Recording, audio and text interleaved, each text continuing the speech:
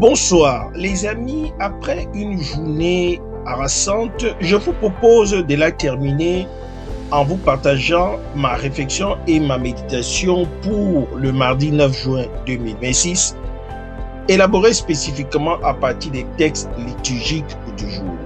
Mardi 9 juin 2026, 10e semaine du temps ordinaire, année A. Première lecture. La farine du vase ne s'épuisera pas, l'huile de la cruche ne manquera pas. 1 Roi 17, 7 à 16. Psaume 4, 2, 3, 4, 5, 7, 8. Quand je crie, réponds-moi, Dieu de ma justice. L'évangile du jour. Vous êtes le sel de la terre, vous êtes la lumière du monde. Matthieu 5, 13 à 16. J'ai intitulé mon partage « La jarre qui ne se vide pas et le sel qui ne fadit pas ». Nous poursuivons la 10e semaine du temps ordinaire. Ce mardi, la liturgie nous offre deux textes qui parlent de fidélité dans l'épreuve et de mission dans le monde. Élie, après avoir été nourri par les corbeaux au torrent de Kérit, voit le torrent sécher. Dieu l'envoie alors à Sarepta chez une veuve païenne. Elle n'a qu'une poignée de farine et un peu d'huile pour préparer un dernier repas pour elle et son fils, puis mourir. Élie lui dit, « N'aie pas peur.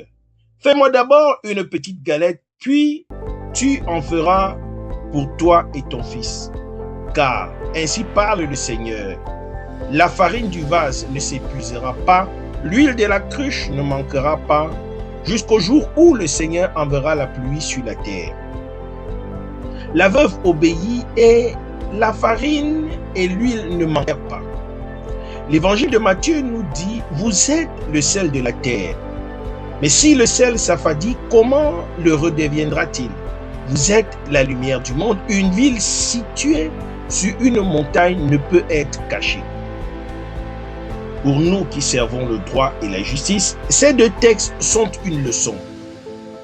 L'obéissance dans la pauvreté ouvre les réserves inépuisables et notre vocation est d'être sel et lumière, c'est-à-dire de préserver de la corruption et d'éclairer le monde.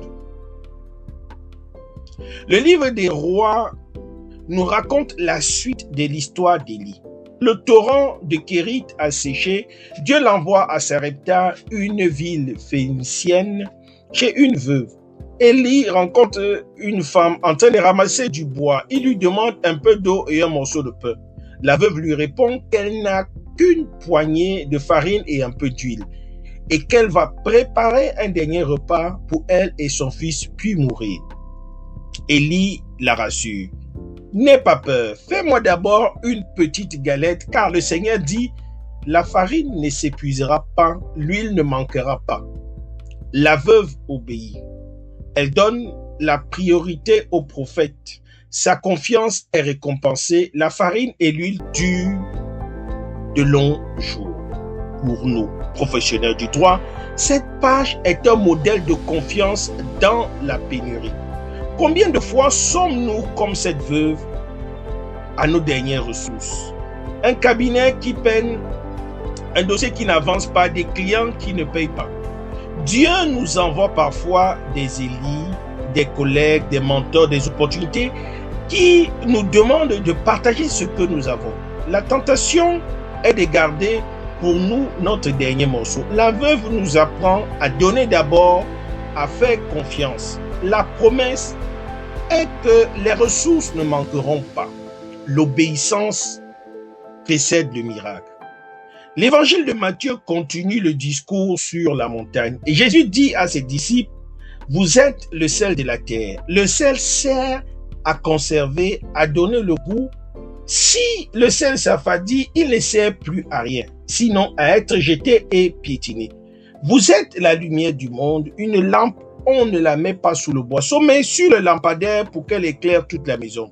Que votre lumière brille devant les hommes, afin qu'ils voient vos bonnes œuvres et glorifie votre Père qui est dans les cieux. Pour nous professionnels du droit, cette parole est une mission. Nous sommes appelés à être sel, préserver la société de la corruption, du mensonge, de l'injustice. Notre intégrité, notre honnêteté, notre courage empêchent la pourriture de gagner.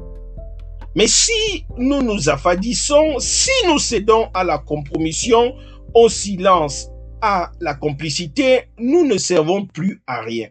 Nous sommes appelés à être lumière, éclairer les consciences, révéler les injustices cachées, guider les justiciables perdus. Notre lumière doit briller, non pas pour notre gloire, mais pour que les hommes voient nos œuvres et glorifient Dieu. Le psaume 4 est une prière de confiance. Quand je crie, réponds-moi, Dieu de ma justice. La veuve a crié sa détresse. Dieu lui a répondu par Élie. Nous aussi, nous pouvons crier.